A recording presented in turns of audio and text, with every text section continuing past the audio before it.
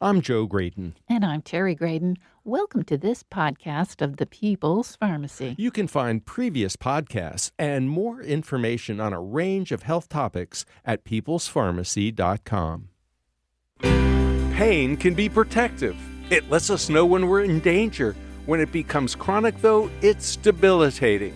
This is the People's Pharmacy with Terry and Joe Graydon.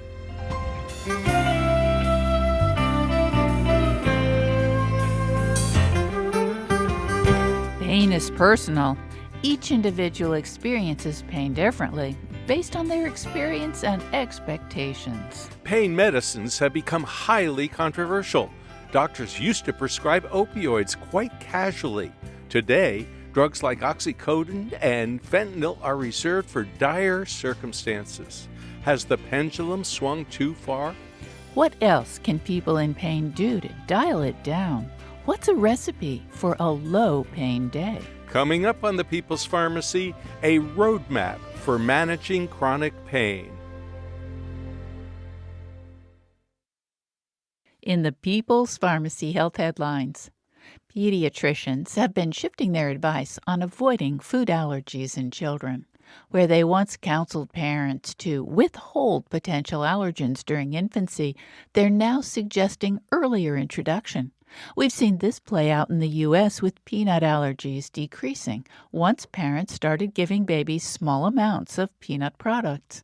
Now, a large study from Australia, published in JAMA Pediatrics, shows a similar process with respect to eggs. Eggs are a common allergen. Australian pediatricians have begun recommending introducing egg into babies' diets by the time they're 6 months old. Between 2007 and 2011, approximately 1/4 of Australian infants had tasted egg by 6 months. By 2019, the proportion of babies eating some egg by that age had risen to 58%. At the same time, there was a decline in egg allergies among the most susceptible babies, those with eczema. It went from 34.6% to 21.9%. In the broader population, egg allergy prevalence dropped from 9.2% to 7.6%. The new guidelines appear to have made a difference. Since the 1990s, early onset colon cancer has been increasing in people under 50. It's become the leading cause of cancer-related deaths in this age bracket. Researchers are trying to identify the reasons behind this change. In prior decades, colon cancer was primarily a disease of people in their 60s or 70s. One hypothesis has to do with the increased intake of omega-6 fatty acids. Seed and vegetable oils are generally high in such fats. They're frequently found in ultra-processed foods that can create inflammatory responses in the body. Agricultural chemicals and microbial toxins may also play a role. Vitamin D is essential for many bodily processes. Researchers in Great Britain screened nearly 300 older and minority individuals in northern Britain. 55% of the older people and nearly 3/4 of those from South Asia or Africa had insufficiency or deficiency. These low levels of 25-hydroxyvitamin D did not improve during the summertime, suggesting that sun exposure in northern Britain is not strong enough to provide good amounts of vitamin D for people with darker skin. Alzheimer's disease has traditionally led to inevitable cognitive decline. A recent case report challenges that story. An 80-year-old Japanese-American woman had advanced Alzheimer's disease. She could barely speak and was limited in her activities of daily living. She had been incontinent for 5 years. She was treated with a high dose of the hallucinogen psilocybin under clinical surveillance. Over the ensuing weeks, she started speaking in full sentences, regained continence, and was able to get dressed without help. She conversed with others and recalled important life events. The benefits lasted for several weeks. Although the improvement was temporary, the researchers suggest that even in advanced Alzheimer's disease, the brain may retain surprising functional capacity. Child development experts have been concerned about the potential consequences of young teens spending time on smartphones. In one study, almost 2,000 participants did not have a smartphone when assessed at age 13. Before the next year, 1,230 of them acquired a smartphone. Researchers looked for links with obesity, depression, and insufficient sleep.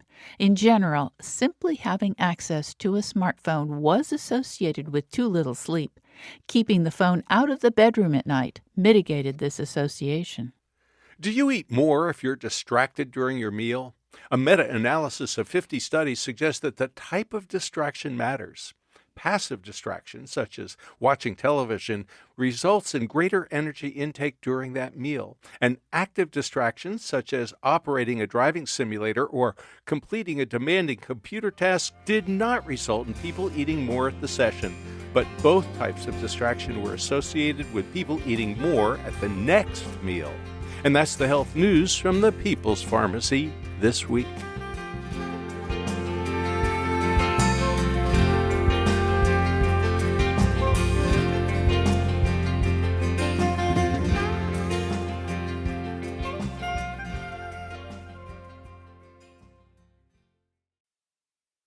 Welcome to the People's Pharmacy. I'm Terry Graydon. And I'm Joe Graydon.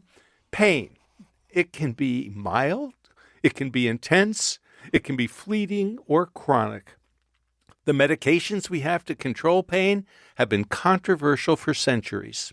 Pain medicines can be very helpful, but they have downsides. We'll explore the subjective nature of pain and various strategies to manage it. To learn more about this complex topic, we're talking with Dr. Rachel Zoffness. She's a leading pain expert and thought leader in pain medicine. She's on the faculty at the University of California, San Francisco School of Medicine and teaches pain science at Stanford. Dr. Zoffness is the author of Tell Me Where It Hurts, The New Science of Pain and How to Heal. Welcome to the People's Pharmacy, Dr. Rachel Zoffness. Hi, so nice to meet you both, and thanks for having me on. Well, thank you for writing this book, and thank you for the work you do. Pain, boy, I'll tell you, it's powerful stuff. And I'm going to share a brief story with you, and our listeners have heard this before, but not in exactly this way. When I was about 2.5, 3 years old, I was in a hospital ward because of polio, and so I was in traction, which meant that I could not move. And I was having my legs stretched. And I had to go back to the hospital on numerous occasions as a child, and I would always ask one important question. Will it hurt? Of course. And they always lied to me. Oh. They always lied to me. They always said, no, it won't hurt. And it always did. Oh, gosh. And it has left a painful scar in my brain for all these years. Of course. Why did they lie? Oh, God, I wish I could answer that question, and I can't. I can only imagine they didn't want you as a child to be afraid, but lying is not the solution to that problem. Well, they made me even more afraid because then I didn't trust them. I didn't trust a thing they said after that because it always hurt. Of course. And why do we have such a problem with pain?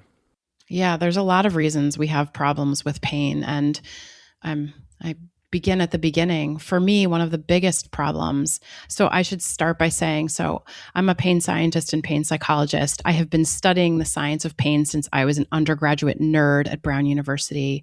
I was lucky enough to be paired with a pain neuroscientist and to work with him to write my honors thesis. And I remember when I first started learning about the science of pain, the thing that surprised me the most, you talk about lies, was this myth, this lie we have all been sold, that pain is a purely biomedical problem, and by that I mean something to do just with anatomy and physiology, that requires a purely biomedical solution, and by that I mean pills and procedures, primarily if not exclusively. Now, to say clearly, pills and procedures are, of course, appropriate for pain, and they can be life-saving.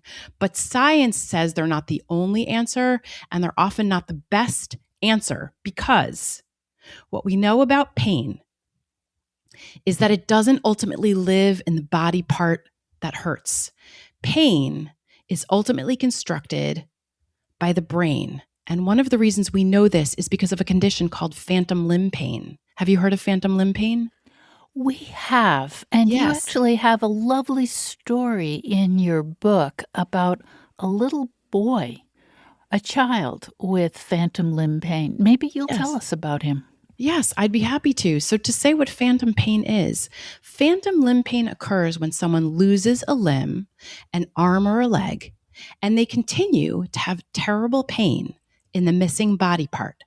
If you can have terrible leg pain in a leg that is no longer attached to your body, that tells us pretty definitively that pain can't be constructed just by our bad back, just by our aching knee. Ultimately, pain is constructed by the brain. So the patient you're mentioning in the book, I call him Matteo. And Matteo came to me because he was having terrible phantom hand pain. He was a child, about 13 years old, and he had gone to the park with a bunch of friends and they had lit a fuse on a firecracker. And Matteo later told me he thought that they had all the time in the world, because in the cartoons, there's a long fuse and it takes a long time for the fuse to burn before it explodes. They thought they would have plenty of time to run away, but they didn't. The firework exploded right away, seared the skin on his face, damaged his cornea and his eardrum, and it took off his right hand. And he continued to have terrible hand pain for months afterwards, meaning he could feel spasms and cramping in his hands, as if his hands actually were reaching for something, but his hand was no longer attached to his body. So phantom pain for me is one of the best examples that when we have back pain and we only go to the back doctor and we only treat the back, we're actually treating pain wrong, because when we treat chronic pain, we usually skip the brain. Now, Dr. Softness, you start the very first chapter in your book, Tell Me Where It Hurts, with an extremely provocative statement. You titled that chapter, Everything You've Been Told About Pain is Wrong. So what is right? Yeah. So we've said what pain isn't. We know that pain isn't a purely biomedical problem that lives exclusively in the body part that hurts. Of course, the body matters. It's not the only factor. Here's what we've learned about pain. If listeners remember nothing else, I want you to remember this word. Pain is biopsychosocial. What does that word mean? If you imagine a Venn diagram with 3 overlapping circles, we have biological factors that contribute to pain, and those are the factors we've heard the most about, and they matter a lot. Genetics, tissue damage, system dysfunction, diet, exercise, sleep. Those are fundamental when it comes to pain. But what I want us all to notice is that if we're only focusing on the biodomain of pain, we are literally missing 2/3 of the pain problem. So I said we have 3 overlapping domains of pain, these 3 circles in our Venn diagram. Biological factors. We also have psychological factors.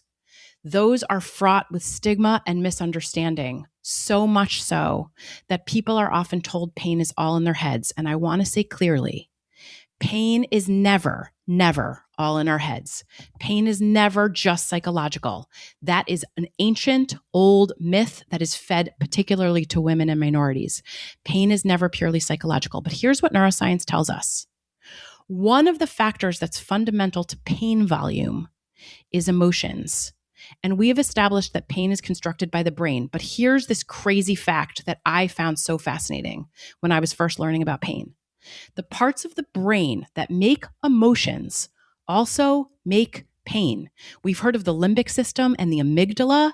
Those are critical parts of the pain machinery, not just our emotion machinery. So 100% of the sensory messages from our body filter through the brain's emotion centers before they become the thing we call pain. And we also have the sociological domain of pain. That's like everything else. Socioeconomic status, access to care, race and ethnicity, social support, history of trauma. Like we know, science says all of those things contribute to pain also. So we know what pain isn't, but the good news is that we also know what pain is. What you're saying resonates because my mom and Terry's mom were completely different when it came to pain. So if my mother developed a bellyache, it was the end of the world. It was like, I'm dying. It was like, I need to do something immediate because this is excruciating and unbearable, and I'm miserable. Terry, describe your mom. Well, she was very stoic, and she actually did have belly aches occasionally that were pretty close to life-threatening, but she didn't complain. Is that the wrong term? No, She didn't complain about it as Joe's mother would have done.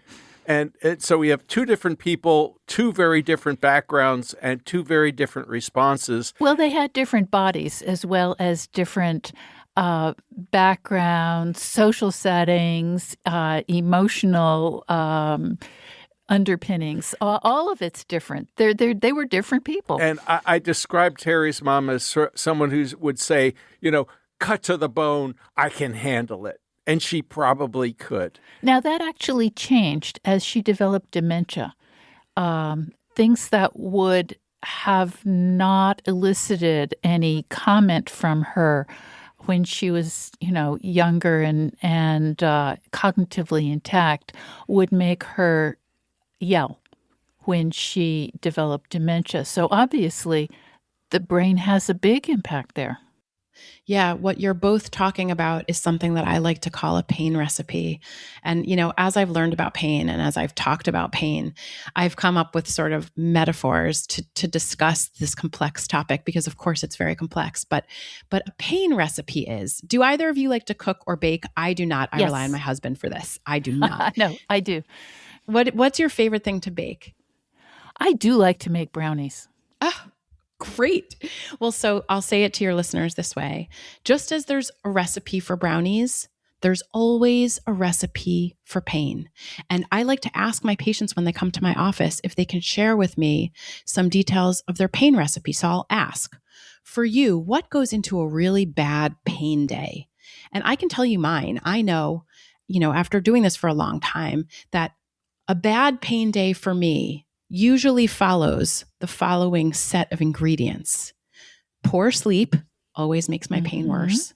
Eating a crap diet, being extremely stressed out, not setting boundaries, especially around work stuff. Like the more I say yes to things and the more things pile up and the less I say no and protect myself, the worse my body feels.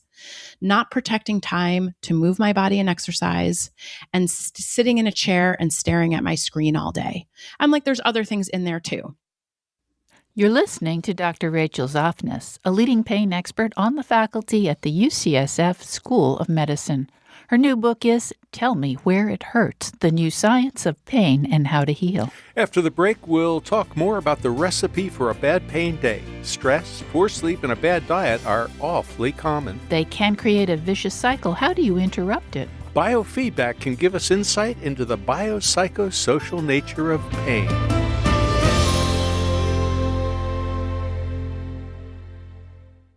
You're listening to The People's Pharmacy with Joe and Terry Graydon. The People's Pharmacy podcast is brought to you in part by Superpower. When a friend asks how you are, what do you say? Do you really know? Mostly we don't. And that's why we're excited about Superpower. With a single blood draw, you get information on over 100 biomarkers. You can use them to really get a good handle on your health. You can get the blood drawn at home by a licensed provider, or you can go to a lab in your area if that's more convenient. Once you have all the data, what do you do with it? Luckily, the Superpower app helps you interpret it, whether you're aiming for preventing heart disease or you need to pay attention to getting your liver in shape. It's a comprehensive, advanced system to help you track all your organs and how your body is functioning over time. You don't have to guess about diet or supplements or even sleep, you'll get advice that is unique to you based on your own results. You can even track your true biological age and maybe watch yourself get younger as you improve your lifestyle. There's an on-demand team to answer questions when they come up so you can manage your health proactively. Make this the year you stop guessing about your health with Superpower. For a limited time, our listeners get $20 off to unlock their new health intelligence. Head over to superpower.com and use the code PPOD for $20 off your membership. That's code PPOD. And after you sign up, they'll ask you how you heard about Superpower. Do us a favor if you would. Tell them PPOD sent you to support the show. This episode is brought to you by Progressive Insurance. Do you ever find yourself playing the budgeting game? Well, with the Name Your Price tool from Progressive, you can find options that fit your budget and potentially lower your bills. Try it at Progressive.com. Progressive Casualty Insurance Company and Affiliates. Price and coverage match limited by state law. Not available in all states.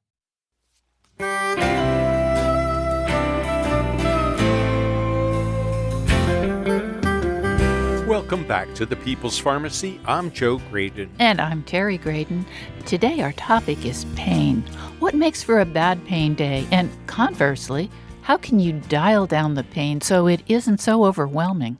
Our guest has a wide range of strategies to offer. We're talking with Dr. Rachel Zoffness, a leading pain expert and thought leader in pain medicine. She's on the faculty at the UCSF School of Medicine, teaches pain science at Stanford, and is a winner of the prestigious May Day Fellowship. Dr. Zoffness is the author of Tell Me Where It Hurts, The New Science of Pain and How to Heal. So, Dr. Zoffness, you've just given us a recipe for a bad pain day.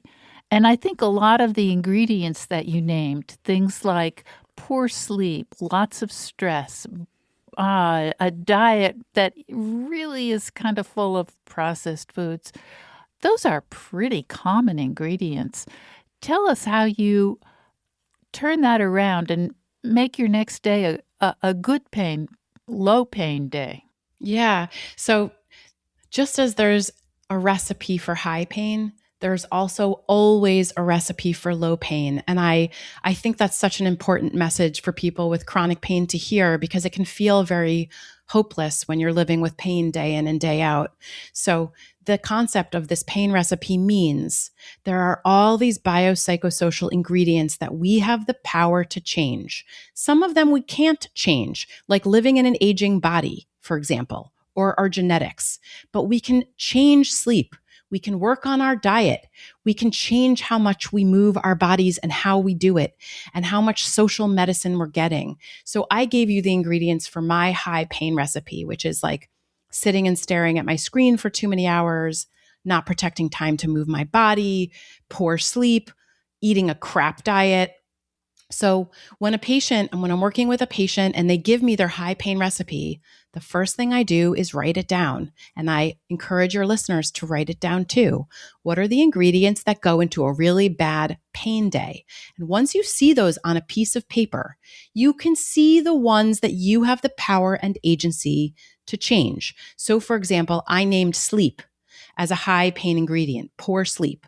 So when I notice that I'm sleeping poorly and it's making my body feel worse, I know that I need to start a sleep hygiene protocol. And I literally put one in the book for this reason. A sleep hygiene protocol is a list of strategies we use to improve our sleep. And it can be as simple as setting a regular sleep time and a regular wake time. It could be as simple as dimming the lights in the room a couple of hours before bed and using a blue light filter on your phone and on your screens. So there's many, many, many things we can do to start adjusting pain volume, and it costs $0 and you can start doing it right now. So, Dr. Zoffness, there are situations for a lot of people where even if they're doing everything right, their pain can be excruciating. And I'm going to tell you a story about Professor Reynolds Price, famous English professor, author at Duke University. And Professor Price developed spinal cancer. And the only way that it could be treated was with radiation. And the end result was that he was confined to a wheelchair and was in what he described as excruciating pain, like 11 on a 10-point scale. And what he said was, I learned auto-hypnosis. I was trained by some very skilled pain specialists, and the kind of pain that I have on a daily basis is the kind of pain that would have any other person writhing on the floor and screaming in agony. But I have been able to control my pain through auto-hypnosis and through medications. And he said, I can function. And he went on to write a number of really great books after his devastating condition. So I'm just curious, it reinforces the message that you are sharing with us about pain in the brain. But for some people, even if they do everything right, it may not be enough. And they may need something extra, as Reynolds Price did with regard to a pain clinic and auto-hypnosis. So did auto-hypnosis, I'm going to go read those books, did auto-hypnosis reduce pain volume for him? That was the implication. The book that we talked to him about was his story of his illness, A Whole New Life. And he basically said that the auto-hypnosis helped dial down the pain to the point where he could function. Yeah. Cancer is its own animal, by the way. Like cancer pain is a whole other animal, and in my mind requires, it has a different recipe. Like I feel like cancer just sort of hijacks everything else. Cancer can ruin sleep, and you can't eat, and sometimes you can't move your body. So, I find cancer pain, and this holds in the literature too. Like a lot of the chronic pain research will say, like excluding cancer, we'll focus on chronic pain conditions, but exclude cancer because it's hard to generalize to cancer. But I think that's a very profound example of how even with the most extreme body pain, even with this extreme physical biological driver of pain, he was still able to dial down his pain. And I have a good story about that. When I was first starting to treat chronic pain, people would ask me if I used biofeedback. And I had never heard of biofeedback before. And so I would say, look, I don't recommend anything to my patients that I myself don't understand. So I went down the rabbit hole to read about biofeedback, and I'm going to tell you what it is. And I found a local expert to help train me. His name is Dr. Pepper, which of course is the best name for any doctor ever. For sure. And Dr. Pepper sat me in a chair and he said, I'm going to hook you up to this biofeedback machine using all these different sensors, and they're going to give you feedback about underlying biological processes like your skin temperature, your heart rate, and your muscle tension.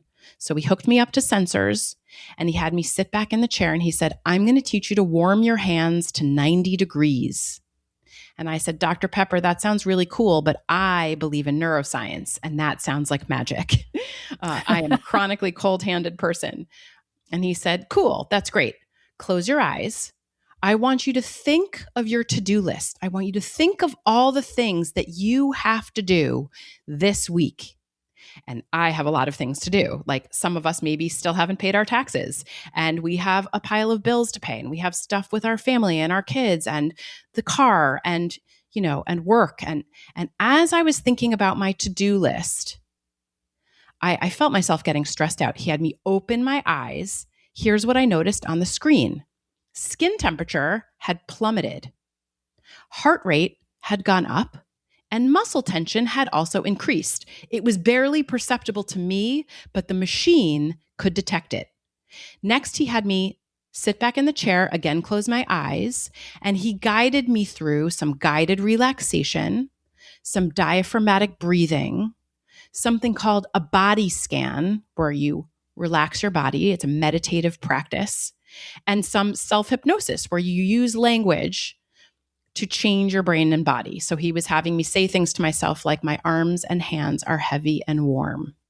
Gosh, it's so funny. I've been practicing so much that even just saying that changes blood flow to my hands. So here's what happened. I was lying in the chair, practicing all these techniques. And after about 5 to 10 minutes, I opened my eyes and I looked at the machine, and my hand temperature had gone up to 85 degrees. My heart rate had slowed and my muscle tension had lowered. And it was just from thinking thoughts, because we think that thoughts are something that exists in the space between our ears. That is not true. Every thought we have triggers a neurobiological cascade of events in the human body. The thoughts we think and the emotions we feel affect our endocrine system, neurotransmitters, heart rate, even blood flow. So it's an important message for all of us, whether we have cancer pain or some other pain, to remember that there are so many other ingredients in the recipe that can change pain volume. And Dr. Zofnas, I happen to have read in Tell Me Where It Hurts that you got to be so good at making your hands warm through biofeedback, you were able to take a hike with a bunch of other people. They were all wearing gloves. Tell us about it. Yeah, that's exactly right. That's funny. Yeah, after I started training with Dr. Pepper and learning these biofeedback techniques, I started practicing hand warming all the time, because I really am a chronically cold-handed person. And I think we forget that sometimes these physical symptoms can be connected to other things. Like if you've ever heard the saying, you get cold feet before a wedding, that's a real thing. Like when we are stressed, our circulation, our blood flow rushes to the center of our body just in case there's an emergency, and away from our extremities. And so when we are stressed, we do get cold hands and cold feet. So I started practicing all of these techniques that I was learning with Dr. Pepper. I would practice them when I was out for a walk. I would practice them when I was home alone. And what I noticed eventually was that I went for a hike with some friends in the woods in the winter. It was snowing. And I was like, I wonder if I could warm my hands in this cold environment. And I could. And I was the only person on that hike not wearing gloves. Oh, that's a wonderful story. I apologize to our listeners because I've told this story on numerous occasions, but we attended a conference at University of Wisconsin, Stevens Point, probably 30, 40 years ago. More than 40. 45 years ago. And the leader of this one presentation was talking about how important it is to hang out with people that make your hands warm. And he said, get a mood ring, because a mood ring, if you'll remember back in the 70s, well, you may not be old enough to remember back in the 70s. They were cool even in the 90s, yeah. Okay, so you were supposed to put on a mood ring, and it would tell you, because of the temperature of your skin, whether you were relaxed or whether you were stressed. And the point that he was making with the mood ring was, hang out with people who make your hands warm. Yeah. And if there are people who make your hands cold, do your best to avoid them because they're stressing you out. And I've found that to be very good advice over the last 4+ decades. It's very sage advice.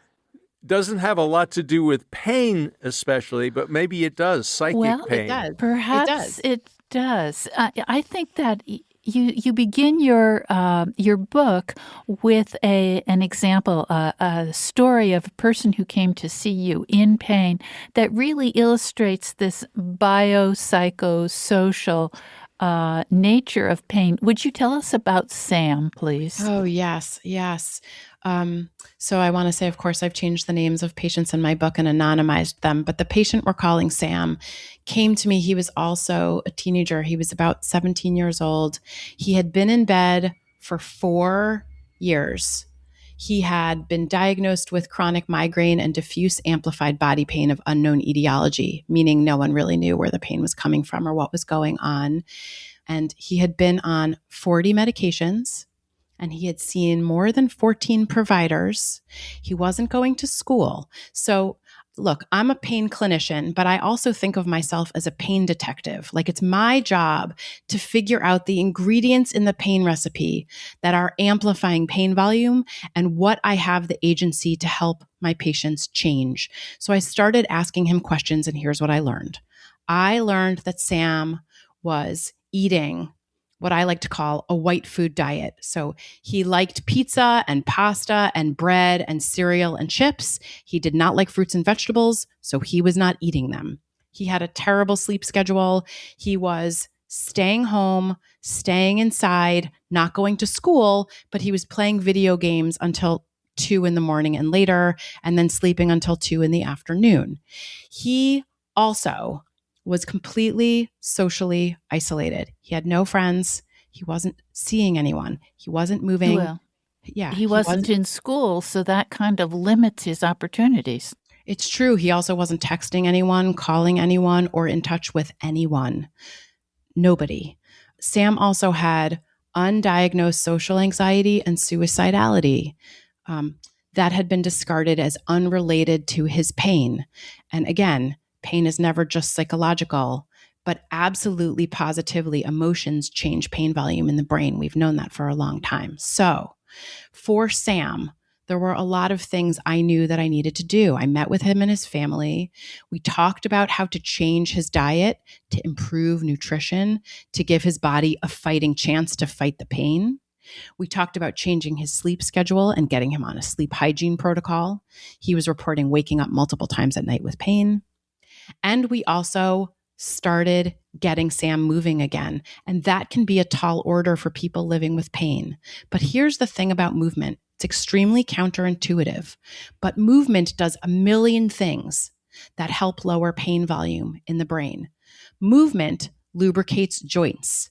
It strengthens our muscles. It releases endogenous homemade opioids in the brain. Everyone knows that the less we move, the more movement hurts. The more we hurt, the less we move. And that is a very dangerous, common, toxic cycle for people in pain. So we have to begin at the beginning when it comes to chronic pain, especially terrible pain like Sam's. And what I mean by that is I always have to meet my patients where they are. Sam was not able to go outside and go for a run. So the place we started was having him stand outside on the porch in his sun for just 5 minutes a day. That was what he could do. Week 2, he walked to the corner mailbox and mailed a letter, and he texted just one friend. Week 3, he walked around the block. He had a friend come over and kick a soccer ball in the backyard. Week 4, he took his dog to the dog park, and he had conversations with other dog walkers. Hey, cute dog, can I pet it? And here's what started happening. As he started moving more and getting sunlight and seeing people, changing his sleep and his diet and his routines, his brain started bumping out feel-good chemicals that lower pain volume, including dopamine, which of course is part of what drives reward and motivation, serotonin, which boosts mood, and endorphins, our homemade morphine, our homemade opioids. Circulation improved, muscle strength improved, motion is lotion for his joints. It changed also circulatory factors that were maintaining and amplifying migraine. It absolutely started changing his body. You're listening to Dr. Rachel Zoffness, a leading pain expert on the faculty at the University of California, San Francisco School of Medicine. She also teaches pain science at Stanford Medical School. Dr. Zoffness is a winner of the prestigious May Day Fellowship. Her new book is Tell Me Where It Hurts, The New Science of Pain and How to Heal. After the break, we'll hear the rest of Sam's amazing story. Did he get to the point where he was no longer crippled by migraines? We'll also discuss pharmaceuticals for pain. How effective are drugs such as gabapentin or tramadol? Opioids remain highly controversial. And gabapentin is now the number one prescribed pain medicine in this country. If you need better sleep to help dial down the pain, can you do that without sleeping pills? Dr. Zofnas offers an overview of her protocol to help people handle their pain.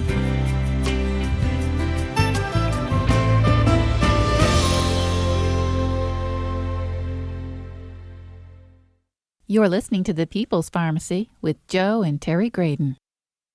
Hi, I'm Jake Grez, also known as Nurse Jake. As a travel nurse, I've worked in all kinds of places, different settings, cities, and climates. Every assignment brings on a new challenge, which is why I always bring my figs. These scrubs are built for whatever the job throws at you. They're breathable, flexible, and comfortable in any environment. No matter where I land, I know they're going to keep me looking and feeling my best. And don't sleep on the details. The pockets, the features, the finishing touches, everything has a purpose, and it makes a real difference when you're moving nonstop. The fit is clean, tailored, and super polished, and they come in a huge range of colors. In other words, they feel great throughout a 12-hour shift, and they always look good. See every healthcare professional on Instagram. If you work in healthcare or know someone who does, check out Figs and get 15% off your first order at wearfigs.com with code FIGSRX. That's wearfigs.com, code FIGSRX. Most people overpay for car insurance, not because they're careless, but because switching feels like too much hassle. That's why there's Jerry, your proactive insurance assistant. Jerry compares rates side by side from over 50 top insurers and helps you switch with ease. Jerry even tracks market rates and alerts you when it's best to shop. No spam calls, no hidden fees. Drivers who save with Jerry could save over $1,300 a year. Switch with confidence. Download the Jerry app or visit jerry.ai/Libsyn today. That's JERRY.ai/LIBSYN.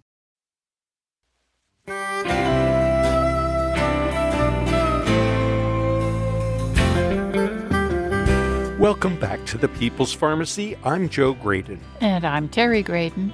Today we're discussing multifaceted approaches to pain relief. Historically, people turned to surgery or medications to address painful conditions. But now we have additional strategies to help with day-to-day pain management. As I just mentioned, these days the number one most prescribed medication for pain is gabapentin. It was originally developed as a drug to help control seizures, but as opioids fell out of favor, doctors turned to medications like gabapentin and tramadol. They have less baggage than opioids, but both pose other challenges. How effective are they? If they're not helping, how should they be discontinued? If people stop such drugs suddenly, do they experience withdrawal symptoms? To get answers to such questions, we are talking with Dr. Rachel Zofnas. She is a pain psychologist and thought leader. Dr. Zofnas is a leading pain expert on the faculty at the UCSF School of Medicine.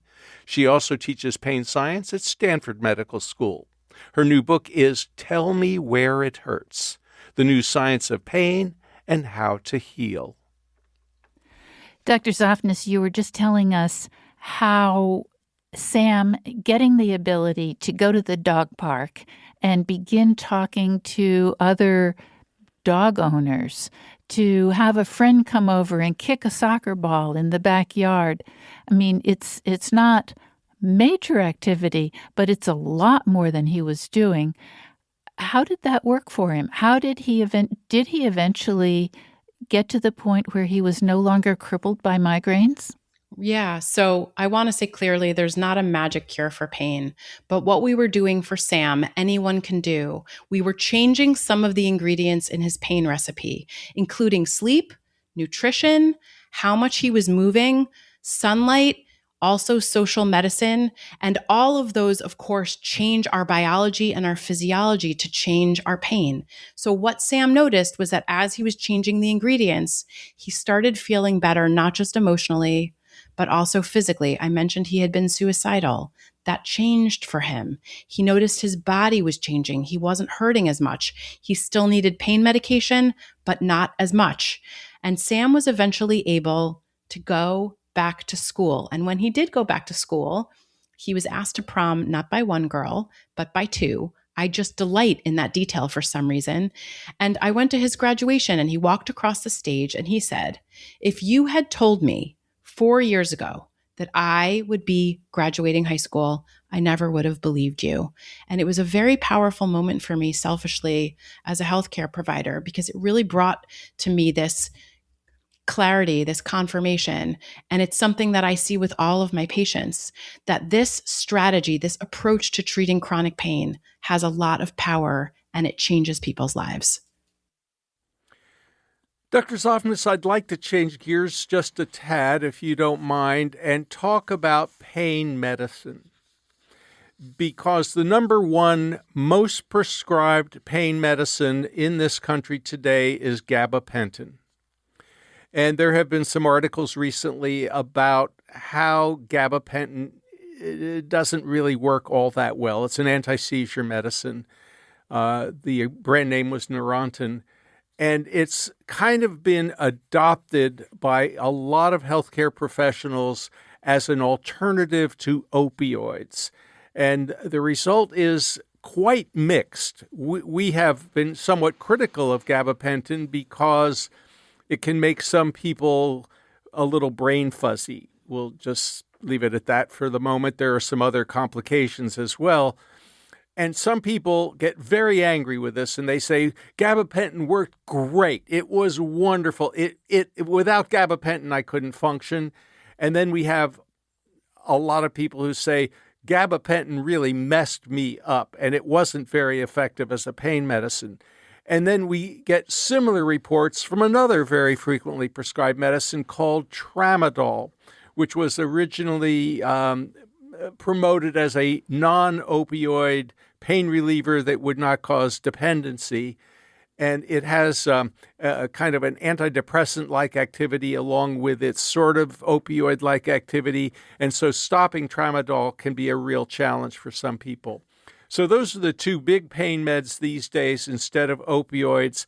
And I'm just wondering, how do you interact with the whole pharmaceutical solution to pain, especially since, quite candidly, a lot of healthcare professionals do not have the kind of experience that you have with a lot of other ways of dealing with pain.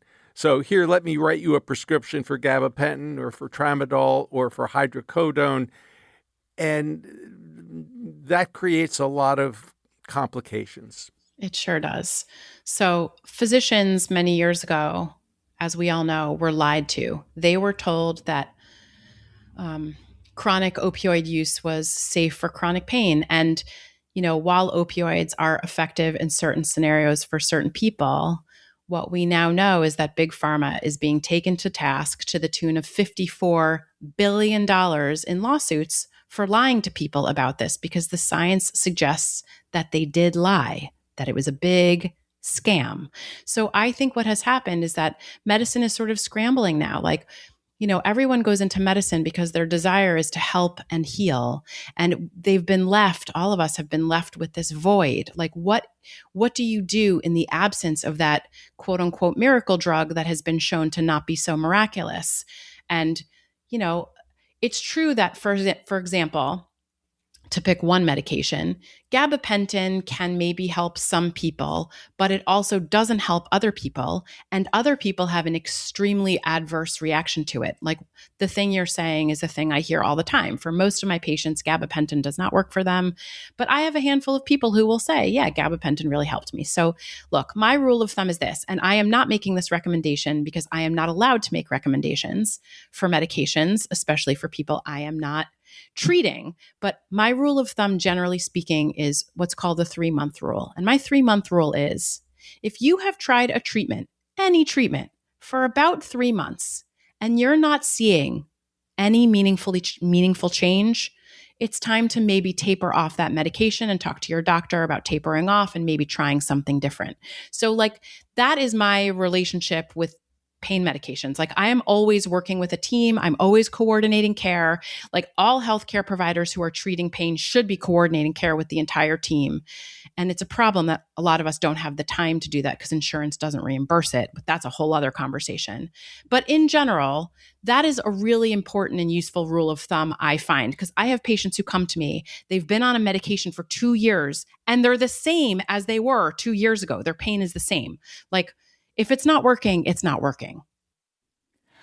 Well, I noted that you specified that if it's not working for you, then you need to taper off. And that is just as important for gabapentin or for tramadol as it would be for OxyContin. You can't just quit all of a sudden and expect that to work. I'm wondering if you have any advice for listeners who might be saying, how could I ever find a doctor who's going to actually listen to me and help me figure out what's going on with my pain? Because so few doctors seem to have the time. Yeah. And not only finding that health professional who can listen, but help develop a personalized pain plan. Yeah. Yes.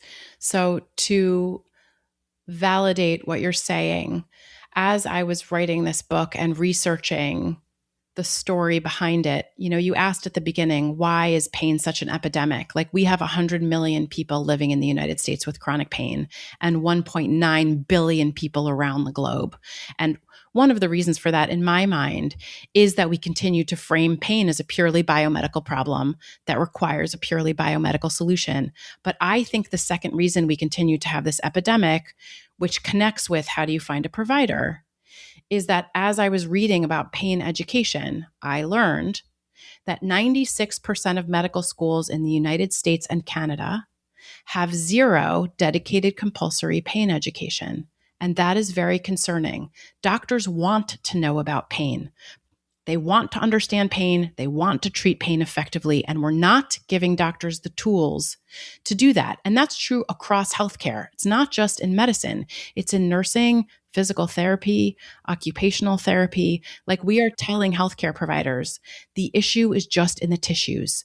We have known for more than 65 years of neuroscience that isn't true. So the way I like to talk about it is pain really is a whole person problem that requires a whole person solution. Like, for example, if we think about chronic pain, there is a hidden ingredient called trauma, which we have not yet even talked about. We know that the body keeps the score, and we've known that for a long time. So there's all these ingredients that are contributing to and amplifying chronic pain. So in my mind, the best way to put together a pain plan is to map out your pain recipe. So I like to encourage people to think of the ingredients that are going into creating a high pain day, like including, by the way, depression and anxiety. They are not the only ingredients, but science shows they amplify pain, and find providers to help with those different ingredients. So for example, if trauma is an ingredient in your pain recipe, there are really well qualified healthcare providers trained in trauma. And when you treat trauma, science says you are also treating pain. We can talk about the science of that if you want. We know that when you're reducing stress and anxiety, pain volume in the brain will go down. We know that when we work on sleep and nutrition, and we go outside and get more sunlight, and we have improved social medicine, improved social health, pain volume will go down. So there's lots of different ways of targeting these different ingredients. And there's also a million books out there too that can help people on their journey if they're looking to craft a pain plan. Well, hang on just a sec, Dr. Zoffman, because, a lot of healthcare professionals have been trained to prescribe. So if you're not sleeping well, we've got Zolpidem, Ambien. We've got a sleeping pill for you. And hey, there's just dozens of over-the-counter PM pain meds. So you can get Tylenol PM and Advil PM and Aleve PM to take care of your pain and your sleep simultaneously. And if you're feeling a little bit stressed, we have an anti-anxiety agent for you. So there's always Xanax or old-fashioned Valium. So this idea of, dealing with the things that you're talking about that are fundamental for the pain problem, a lot of healthcare professionals say, there's a pill for that. How do you answer? Yeah, you are honing in on one of the biggest problems in Western medicine. We are a pill happy culture. We are a quick fix culture. We are a culture that wants to hack everything. And I want to say this clearly. If there were a hack for pain, I would be prescribing it and I would be rich, just like pharma got rich off of lying to us. There is no hack for pain. There is no pill. There is no quick fix, unfortunately. We can take pills that will lower pain volume temporarily, but they are not a permanent fix for chronic pain. And anyone living with pain will tell you that that's true. It's not a permanent fix. You need more and more of that same medication to help pain volume go down oftentimes. And if you try and go off of it, boy, are you screwed. So yes, look, pain medications can be helpful. Sleep medications can be helpful short term, but long term, we know that these aren't answers to these underlying problems. So if we're talking about sleep, you mentioned sleep medications. The studies show that there are treatments for sleep issues, chronic insomnia, pain-related insomnia, which is called painsomnia in my little pain world. The treatments for painsomnia, the most effective treatment for long-term sleep issues is called CBTI, CBT for insomnia. I have used it. I have tried it for myself. I recommend it to my patients. It is incredible. CBTI targets a lot of the things that help maintain poor sleep and help us get better sleep, longer sleep, and better quality sleep. CBTI, CBT for insomnia. So there are treatments for the things that we're talking about. And I'm not opposed to medications, and I think they're helpful in the short term, but science says in the long term, those medications can be habit forming and they don't necessarily solve the problem we're setting out to solve. So it's a bit of a complicated dance, but your point is a good and important one. Dr. Zofnas, you tell us about the tale of two nails and two different people. Could you share with us the details of those two tales? Yes. I started telling these stories to illustrate this point that pain isn't what we think it is and what we've been told it is. So the British Medical Journal reported that there was a construction worker on a job site, and he jumped off a plank straight onto a 7-inch nail. And the nail drove through his boot clear through to the other side. And he could see the nail poking out of the top of his boot. He was in terrible pain. He was rushed to the emergency room. The doctors gave him a bunch of really good drugs, including fentanyl. And when they removed his boot, they discovered that a miracle had occurred. The nail had passed between the space between his toes. There was no puncture wound. There was no tissue damage. There was no blood.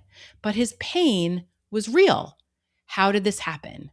We established that the part of the body that ultimately constructs pain isn't the foot, it is the brain.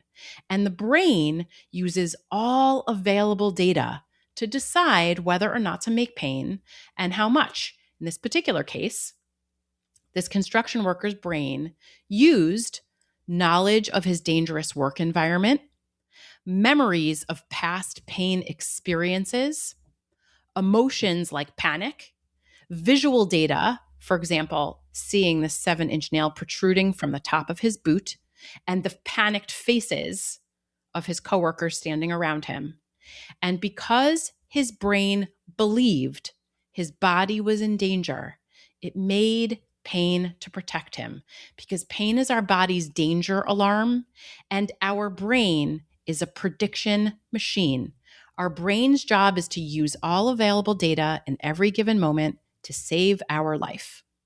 Tale of nails number 2. Also a construction worker, most dangerous job there is apparently, was on another job site using a nail gun. And the nail gun accidentally misfired, and the nail gun ricocheted backwards, clocked him in the jaw. He saw a nail go shooting across the room and bury in the wall across from him. And he had a bit of jaw pain, mild headache, but he continued on with work and life for 6 days. At the end of 6 days, he turned to his wife and said, I think I'm going to get this toothache checked out. He went to the dentist. The dentist did a scan of his patient's jaw, and much to both men's shock and surprise, they discovered a 4-inch nail embedded in his face. And there is a picture of this man's skull in the book. And you can see that the nail is protruding nearly into his brain. And I actually spoke with the surgeon who removed the nail, who said, he's the luckiest man alive. So, very big damage to the body in this particular case, but very little pain. How is that possible? This man's brain, his danger detector, also used all available information to decide whether or not to make pain and how much. It used emotions and context and visual data. But remember, he saw a nail go shooting across the wall and bury in the wall across from him. So because his brain believed his body was safe, the pain alarm remained low. And to me, this is such a great example of how tissue damage and pain are not necessarily the same. You can have very little tissue damage and very big pain, like a nail in your boot, but not your foot. And you can have very little pain and very big tissue damage, like a 4-inch nail in your face. Thank you for sharing that story. Question number 2, unless Terry has one. So, Dr. Sofness, it's not unusual for healthcare professionals in the emergency department or perhaps in the doctor's office to ask you, well, what's your pain level on a scale of 1 to 10? And we don't have a meter that we can hook up to your brain or your skin or your back that will give you a number. So we ask people, well, on a scale of 1 to 10, how much pain are you experiencing? And so for some people, a splinter could be an 8. And for other people, a nail in their foot could be a 2. So it seems a little unsatisfying that we have this way of measuring, quote unquote, measuring pain, but we don't seem to have anything better. How do you deal with patients who come to you and you ask them, well, what's your pain level? And they have a hard time giving you a quantitative answer that's satisfying. People living with chronic pain will pretty universally say how much they hate the pain scale because they find it to be inadequate and invalidating. Like especially the faces pain scale, like the face smiley faces, like these emojis that change from frowny, crying faces to happy smiley faces. And I agree that it's dissatisfying. And I also agree it's very unidimensional and it does not capture adequately the pain experience. It doesn't. But I do find it useful for assessing my patient's sense of their own pain. It gives me good anchors. And it also is helpful to help individuals track how their pain changes over time. But for me, what's really fascinating about the pain scale is that it really shows how pain is a biopsychosocial phenomenon. Like you can line up 10 people with the exact same injury, the exact same tissue damage, and they will give you a different pain number. So if pain was just to do with tissue damage, all 10 of those people with the exact same tissue damage should give you the same number. That's never true. They all have different biopsychosocial ingredients that are either amplifying or dimming pain in any given moment. So what I usually do is I also ask other questions. Like one of the things I think the pain scale is missing is functionality because, 10 people with an 8 out of 10 pain, like I think of both of your mothers. Like if both of them, let's just pretend, both of them rate their pain an 8, maybe one of them would be able to go outside and garden and then go grocery shopping and then like take on her accounting business, and be a badass boss. And the other one might be relegated to bed. Do you know what I'm saying? So like There is no real one pain number that sufficiently captures the complexity of a pain experience. So for me, functionality, like how much can you do at your pain numbers, is a good way of managing that a little bit or gathering additional data. Dr. Zofnas, if we were to give you an unlimited budget and put you in charge of the National Institute of Pain Management under the NIH, and you got to give a speech to all of the healthcare professionals in America, what would you want to say to them, and how would you handle your new responsibilities? Oh, gosh. I feel like I'm being given the key to a city. I would want to talk about how pain is a whole person problem that requires a whole person solution, that we are doing major damage to people when we only talk about bones and body parts and only prescribe pills and procedures. I would have an absolute field day forcing insurance companies, if I could do that, to reimburse all sorts of treatments for pain that target the brain in addition to the body. And I mean evidence-based treatments for pain, not like floof and pseudoscience, not like supplements and magic potions. Those drive me crazy. I would change pain education. I would make biopsychosocial pain education mandatory across every school, whether we're in healthcare or not. And the reason for that is because we have this other myth that there's like pain patients to the left and everyone else to the right. So I want to say clearly, every single one of us is a pain patient. Pain comes for everyone if it hasn't already, whether it's back pain or the pain of childbirth or living in an aging body. Don't we all deserve to understand pain and how it works and how to treat it? So I would make pain education just part of like everybody's standard protocol when you're learning about biology in 8th grade. Oh, I think that's a wonderful answer. Dr. Rachel Zofnas, thank you so much for talking with us on the People's Pharmacy today. I appreciate and admire what you do to disseminate evidence-based information, and thank you for having me on. Dr. Zofnas, we're coming up on the end of our time with you.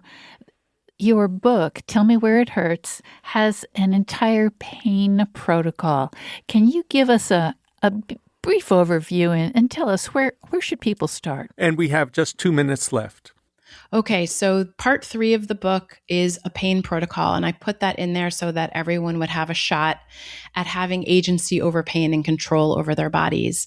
And part 3 is organized into biological ingredients, emotional and psychological ingredients, and sociological ingredients. And it gives everyone a roadmap for healing, including how to find healthcare providers in these different domains of pain, strategies they can use at home to lower pain volume, and a whole bunch of tools they can apply starting today, right now, to change their pain. So my hope in writing this book is that it goes into the world and gives people some hope and agency over their bodies so they can feel less hopeless and more empowered. And if you had one piece of advice to share with our listeners who may have been living with pain for years, what would you ask them to start thinking about? The most important mantra that I can give everyone is that if pain is always changing, that means pain can change. Everyone with pain knows that their pain changes over the course of a day, a minute, a month, or an hour. That is data. That means there's biopsychosocial ingredients in every minute of your day that are changing pain volume. And if pain can change, pain can change. Dr. Rachel Zofnas, thank you so much for talking with us on the People's Pharmacy today. Thanks so much for having me. You've been listening to Dr. Rachel Zofnas, a leading pain psychologist and thought leader in pain medicine. She's on the faculty at the University of California, San Francisco School of Medicine, teaches pain science at Stanford, and is a winner of the prestigious May Day Fellowship. Dr. Zofnas is the author of Tell Me Where It Hurts, The New Science of Pain and How to Heal.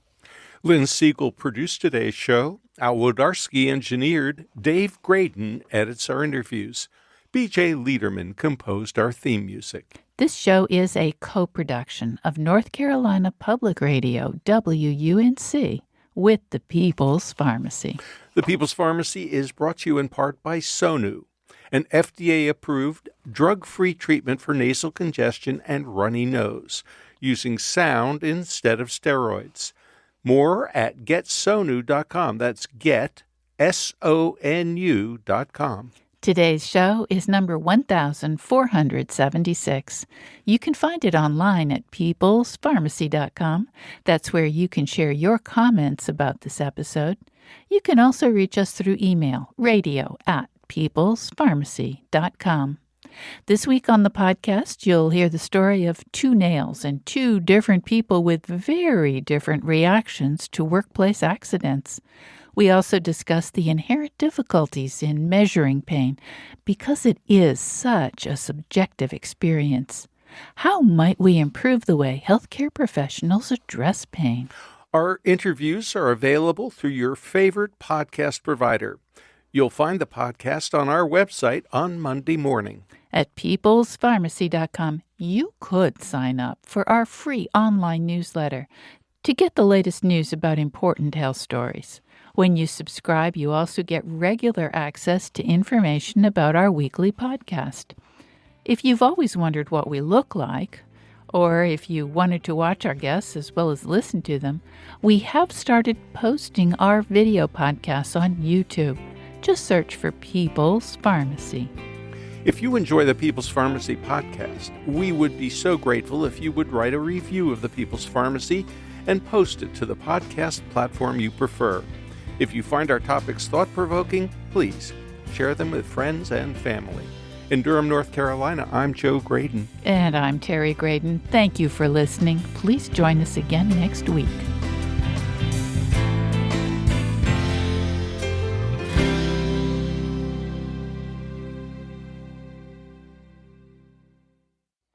Thank you for listening to the People's Pharmacy podcast. It's an honor and a pleasure to bring you our award-winning program week in and week out. But producing and distributing this show as a free podcast takes time and costs money. If you like what we do and you'd like to help us continue to produce high-quality, independent healthcare journalism, please consider chipping in. All you have to do is go to peoplespharmacy.com/donate. Whether it's just one time or a monthly donation, you can be part of the team that makes this show possible. Thank you for your continued loyalty and support. We couldn't make our show without you. Are you noticing your car insurance rate creep up even without tickets or claims? You're not alone. That's why there's Jerry, your proactive insurance assistant. Jerry handles the legwork by comparing quotes side by side from over 50 top insurers so you can confidently hit buy. No spam calls, no hidden fees. Jerry even tracks rates and alerts you when it's best to shop. Drivers who save with Jerry could save over $1,300 a year. Don't settle for higher rates. Download the Jerry app or visit jerry.ai/libsyn today. That's jerry.ai/libsyn.